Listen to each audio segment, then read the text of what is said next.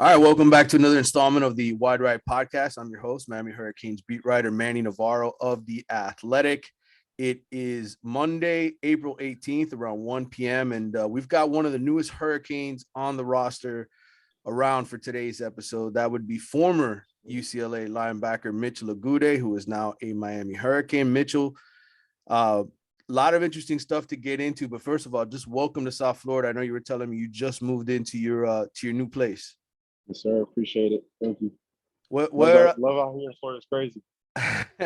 I just came from Southern Cal. I went out there last month with a bunch of top end high school recruits, the South Florida Express 7-on-7 team. So we had a lot of the elite national kids, and they loved being out on the West Coast, USC and UCLA. They talked about how beautiful the weather is, how comparable it is to Miami.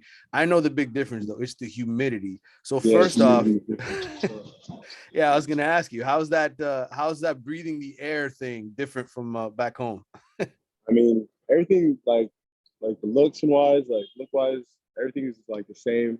But when that humidity hits, it's just different. Like I didn't know that in Florida over here, it's like it can rain for like 30 minutes and it'll stop raining and then it'll go back to normal. So it's like it's just different for sure. But like it's something to get used to. Like I haven't felt that summer heat humidity yet, but once we get there, we'll get there. So Well, talk to me. We both. I'm gonna do a whole nother podcast breaking down the spring game, but I'm sure you must have had eyes on it. You were out there, right? Were you out there on the sideline watching? And I was watching it. I think I might have taken a picture of the back of your head. Were you talking to Jaelan Phillips too? Yeah. Talk about that spring game and maybe that conversation with Jaelan, who I wrote about a couple of years ago when he first came to Miami. And when we talked, he talked about wanting to, really how much he loved football, how much he wanted to make his name here. I feel like it's a repeat story with you. No, that's what he was telling me. Like, I was telling him, like, man, you really made the blueprint out here to come from UCLA to Miami and goes first round. And that's my whole goal, is going first round. So, like, just really just seeing what he did and the steps he took and how he did it is really, like, will help me make my decision to come out here to Miami. And, talking about the spring game, like, it was just like any other practice. Like, we all had the mindset of, like, showing who we are, like, being the best versions of ourselves. Coach Cristobal is always talking about, like, the greatness of being a Hurricane and the mindset of winning. Like, we're not here to just play games, we're here to win.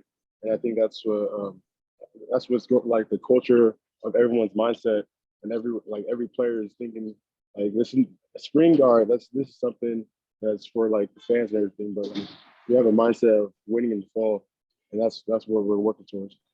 I've known Coach Cristobal now over 25 years. I was around when he was first coaching at FIU, when he was an assistant at Miami. It all starts up front for him. He's got to dominate up front on the offensive and defensive lines.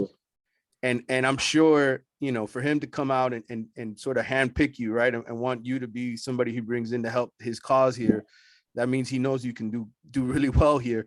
Talk about that relationship and how Miami, when they started recruiting you, and when they really became a factor for you, and why.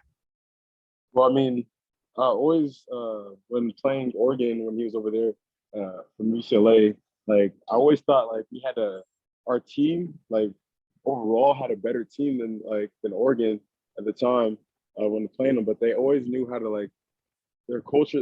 They just out-cultured us at Oregon, and I can see why. It starts from the top with Coach Cristobal, and I think just watching them, like, I could always see, like, after making the plays, he's dapping up the players. It's like, it's more of like a team, like, team bonding, team family. It's like a family dynamic that Coach Cristobal, like, brings with him. So just seeing that, and like, at first I was thinking, like, okay, if I transfer, I'll go to Oregon because of Coach Cristobal. But then he went to Miami, so I was like, damn, I don't know if I'll be able to slide all the way out to Miami like that. But when I entered the portal, he was one of the first people to FaceTime me and call me, and, like, to show me, like, his interest. And after that, I guess, like, the rest is history. I'm here in Miami. Yeah. Oregon, Washington, Tennessee were the other finalists.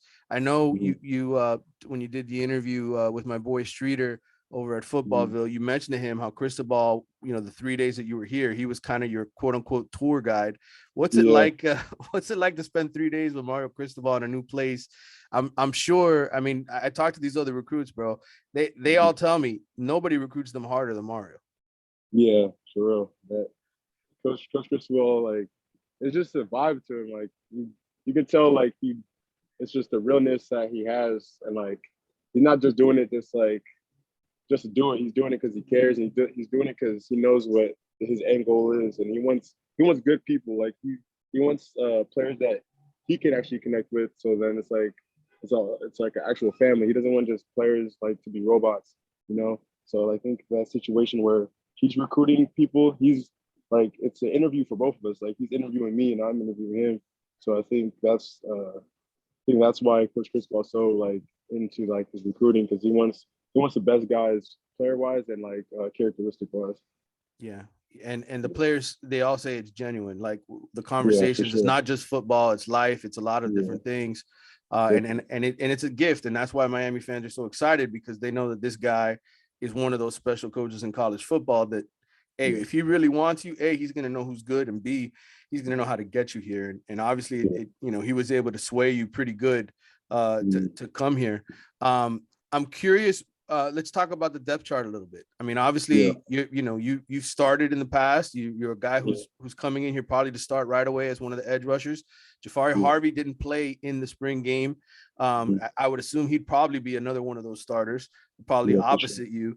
What do you think of the defensive line and the players and what you guys can do as a group? I think once everyone's back healthy, like, it's gonna be disgusting. Like everyone has that mindset of like getting better. Like no one is like no one's soft. I think everyone has a mindset like of that gritty mindset.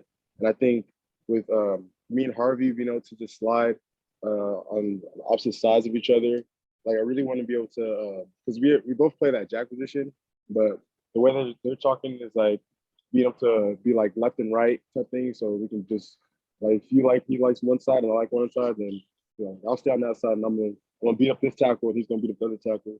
And it's like really we're all, I think Coach Wright and Coach Taylor are just are pushing the mindset of effort. Like, and I think from depth wise, Jafari, he's one of the guys that really has like a motor to him, and I think I have a really big motor to myself too. So like being able to just say next play and then give all that effort, and then go to the next play and give the same effort, just being consistent of having a motor to you. And I think that's what's going to make us be an elite defensive line.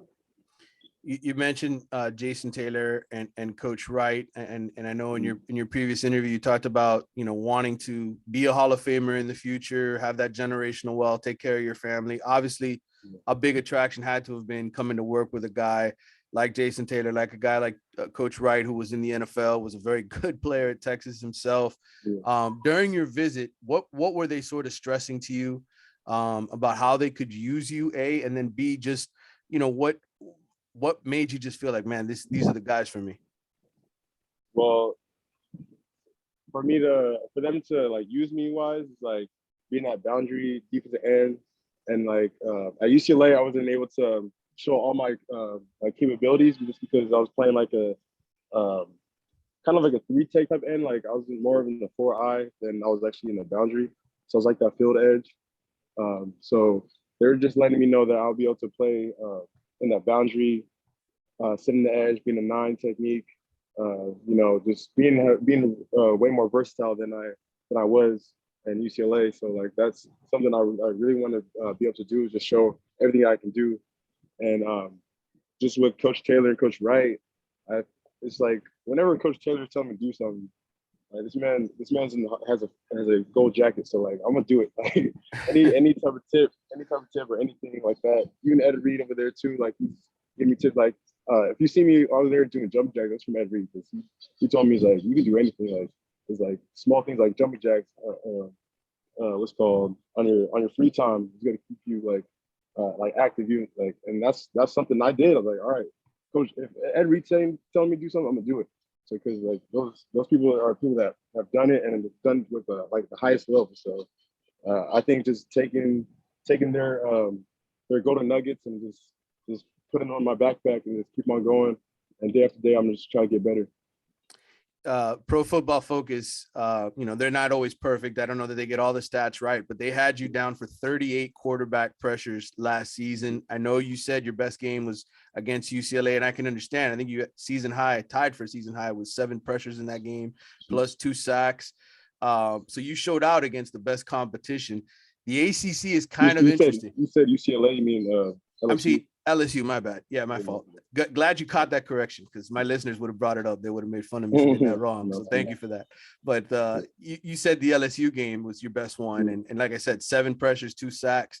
When you look at the ACC, I don't know if you've already started studying opposition yet, if you're doing that. But, it's a conference that was run by Clemson for a long time, has some really good quarterbacks.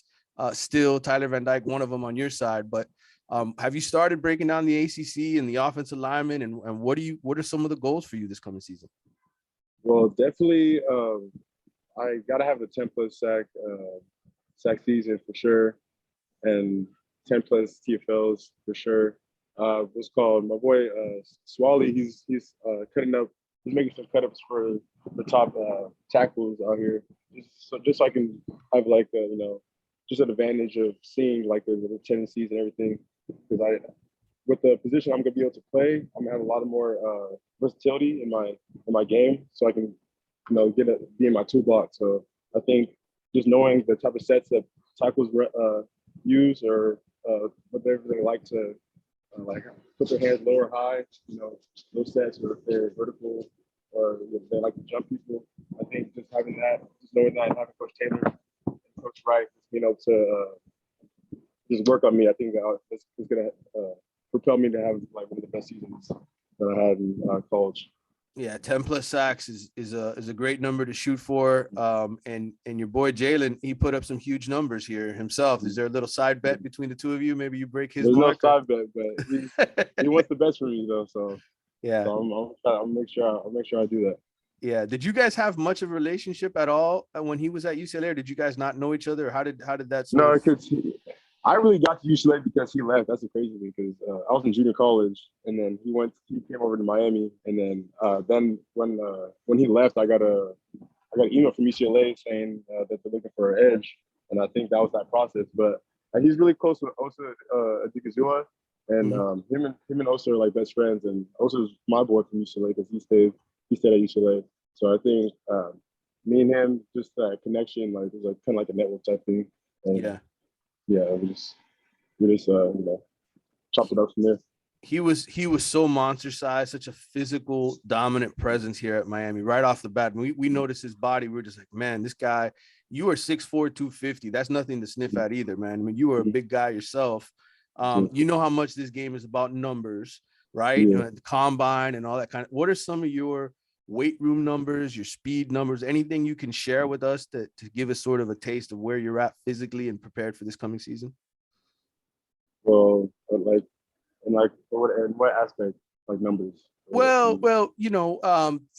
bench press or 40 times, or the 3-cone, anything that you've done, or things that you're doing now as you're training and getting your body ready for the season that you can share with us. I know you guys don't get tested all the time, but just curious, maybe the last couple of times you were tested. Yeah, I mean, we haven't really tested like that, but I could say for sure in my 40 time, like I gotta make sure it's like a 4.5 for sure. I believe that I can run 4.5 if I really train well, 4.4, but 4.5 is the safe unit of what I'm trying to do. For bench, I guess if I can get to at least 20, 25 reps, bench press, for reps, for the 225. So I think that's pretty solid. And I'm always good. I've always been good at broad jump because I used to triple jump and everything. And so yeah, I couldn't tell you, like, it's all speculation right now, but yeah, I know when the day comes and I'm trained for it, I'll be ready. Yeah. And Jaelan put up some ridiculous numbers too himself. I remember that pro day that he had here.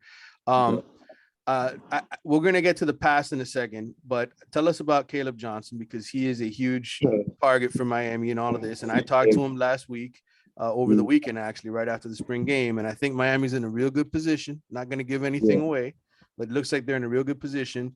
And it seems like it's inevitable he might come here, play middle linebacker. But you guys were roommates. Tell us about that relationship, that friendship, and what kind of player he is. Okay, well, I guess the friendship relationship. We're both JUCO guys, so he played at what's called Fullerton College, and I played at RCC College. Those are big junior colleges in California, and we actually played against each other in the state championship. But I mean, he's going to tell you that he blew us out, but like the situation was a little different with our team because a lot of people had problems at that game. But coming in at UCLA, him being my roommate, because we were JUCO guys, we had that mentality of like, doesn't matter what's in our way, we're gonna get it done type thing. So I think just knowing what he's been through and what I've been through, it's like we both have the mindsets like, I'm not stopping, I'm never gonna quit type thing. Like he's a dog, I'm a dog type shit. I think to explain Caleb, he's a guy that's like, you wouldn't think he's fast, but he's one of the fastest guys. He's one of the fastest guys on the team for sure. He's like the sideline type guy. He's a hard hitter, and like he's the type of guy that you don't need to turn him up to like perform type thing. Like he doesn't need someone to bark at him to perform. He knows what he's doing it for. So I think that's why I respect Caleb, and I think if he doesn't come to Miami, I'm gonna fade him. So put that on YouTube right now. Like, we don't have his hands. He doesn't pull up. I think he's got. Go ahead. No, I need him behind me so we can really show the ACC what's up.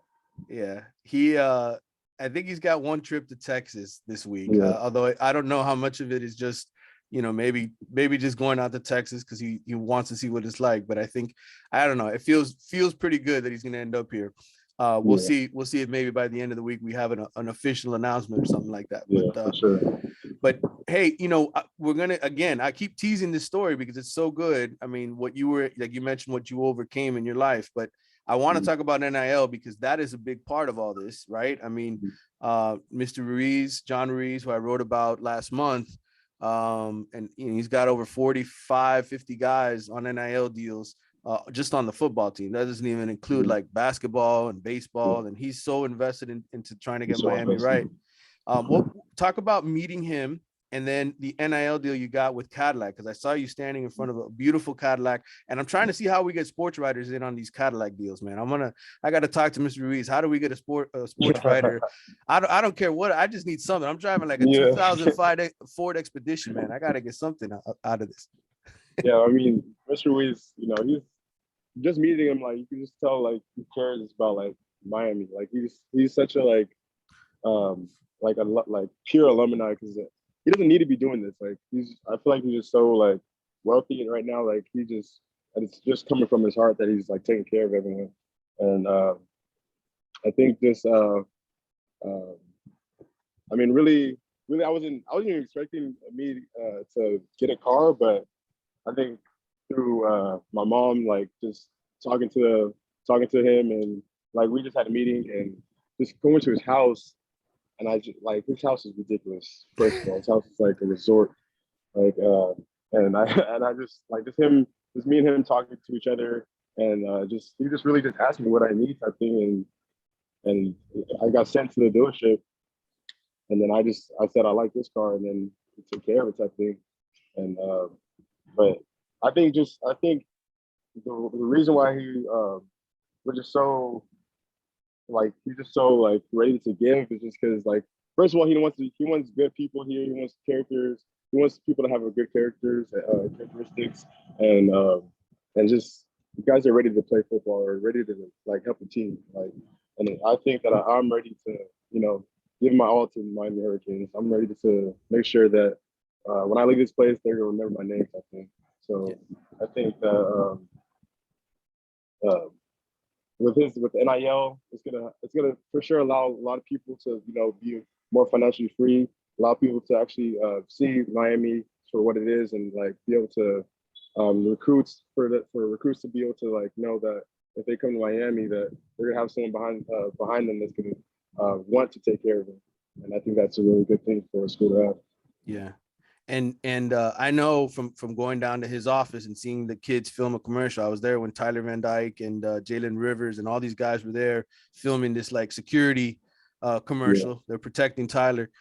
He's going to put you to work, right? I mean, there are Yeah. requirements. What is it he's having you do? Yeah, so I just the other week I had to do a commercial too.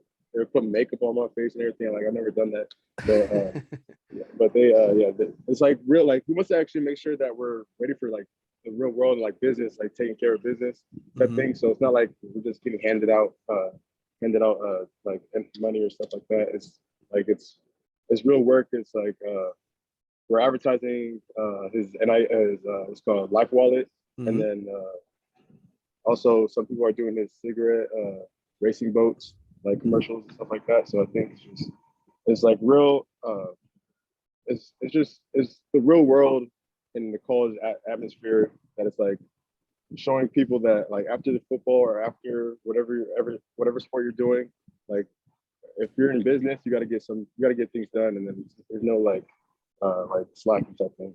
Yeah. And what are your requirements? What is it besides the commercial? Is it just with LifeWallet? Is it also with cigarette? I know he has several guys with multiple deals. So who are your deals with? Well, mine's with LifeWallet, and okay. Mine's with LifeWallet, and I just gotta. It's just really like the commercials and stuff like that, and just promotions. Like I'm just doing a lot of promotions and stuff. Yeah, and the car, and I'm sure a little bit of money too, right? So that you can enjoy South Florida a little bit. For sure. So listen, I've been teasing this story because I find it remarkable. Whenever Tom Rinaldi does a story on somebody, you know that it's something special. And I'm sure people have already heard this about you, but for my listeners who maybe haven't, you were diagnosed with a total brain injury at age 9. You had a terrible skateboarding accident, left you in a coma for 3 days. Doctors told your parents you're going to be a vegetable and might not live on your own. Then miraculously, by the grace of God, as your mom said, you woke up and you were fine. How, I guess, take me back to that time. Do you even remember skateboarding? Did you remember going out skateboarding, or what do you remember? The crazy thing is I just remember getting out the car to go to the skate park, and then the next thing I remember is going back home from the hospital. That's all I remember. Like, I don't remember like going down the ramp or anything like that. I just remember getting out the car and then heading to the skate park, and then I guess I was just with my family driving back home from the hospital. Wow. And how long was that gap between? It was weeks, months? I mean, I know you were in the coma for 3 days, but how long were you in the hospital? For another day, and then I was able to go home, I guess. Like it was like that. It was that crazy where it was like, this guy's fine. He can go home something. So it was this real life miracle that, God was able to, I think it was just through faith and just through prayers, and I'm just glad to be alive today. How did it change you as a person? Because I got to imagine, people who come across something like that. I don't know how you were before that. You were only 9 years old. I mean, you were so young, but just curious, like, how do you think it shaped you? What happened? Yeah, I mean, right when it happened, it didn't change much because I was 9 years old, and I didn't realize the severity of what like actually happened. But as I got older, and I actually realized that like what opportunity I have in my life, and just like actually just for me to be able to live my life and actually be alive today. I think that really changed my whole mindset. Like my faith is like fortified. Like nothing can strike my faith. Like I know that God is taking care of us and taking care of everyone. And I think just coming from Nigeria and everything like that, just going back with my mom with her medical missions, seeing like the opportunities that my cousins and them have compared to my opportunities here. I think that really struck me, just gave me a reason to fight. Like there's nothing that I'm not gonna do.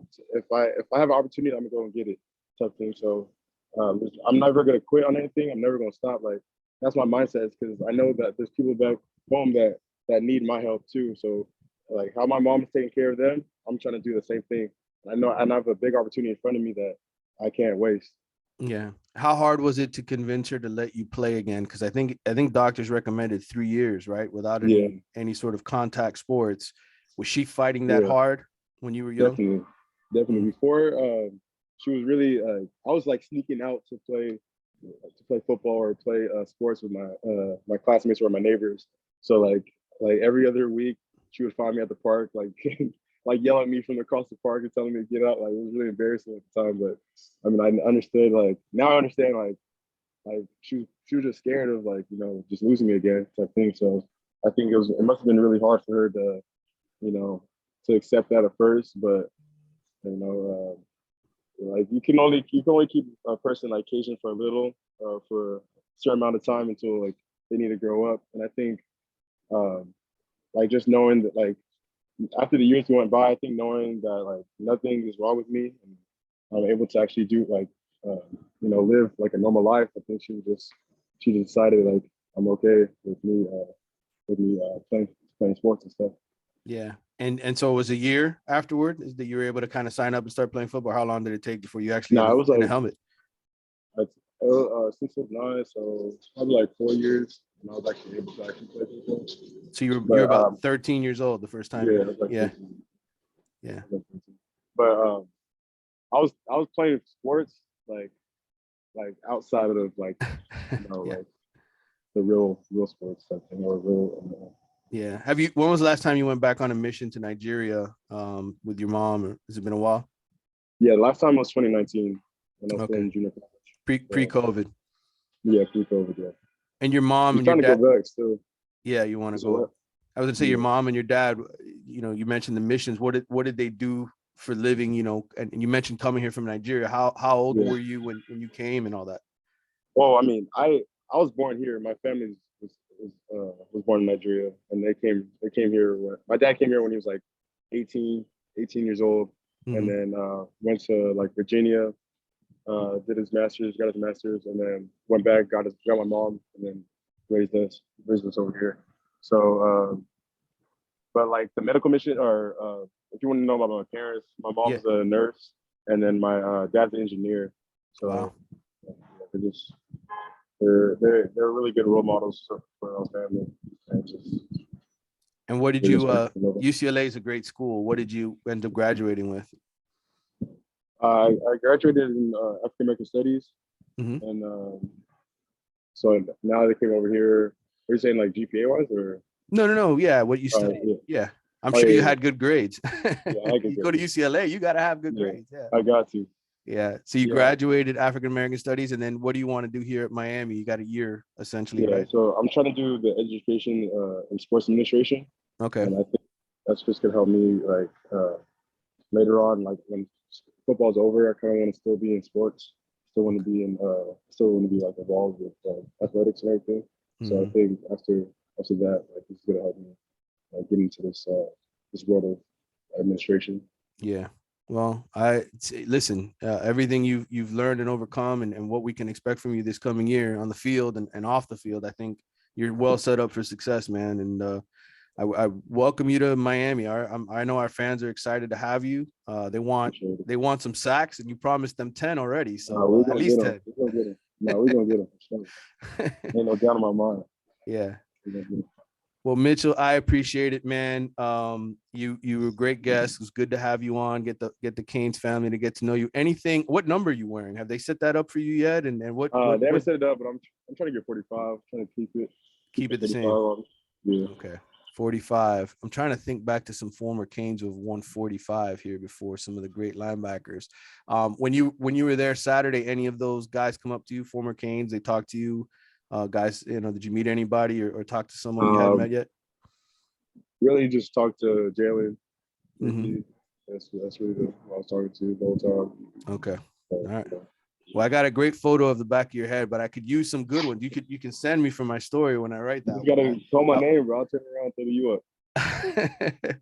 All right, Mitchell. Listen, brother, appreciate it. Best of luck to you, man, at the U Yeah, this season. definitely. Appreciate you.